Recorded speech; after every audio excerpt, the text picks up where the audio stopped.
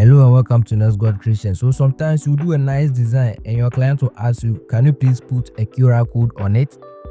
Then the designer will start searching online. QR code design generator free, blah blah blah. Then you get it is a simple method.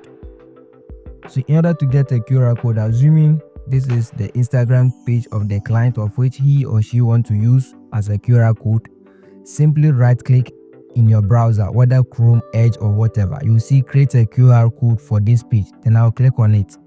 This will come. So I'll either copy the link or I'll say download. So now let me go into my download folder. You will see the QR code. So this is the QR code. So I'll just simply drag and drop it here.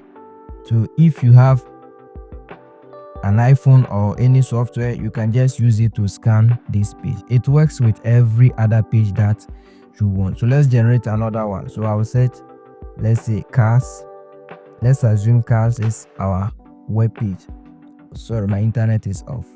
But hey, I hope you get it. So that's a simple method of creating it. Don't forget to like my video, subscribe. I'm mostly interested in the subscription, and share it to others. See you next time.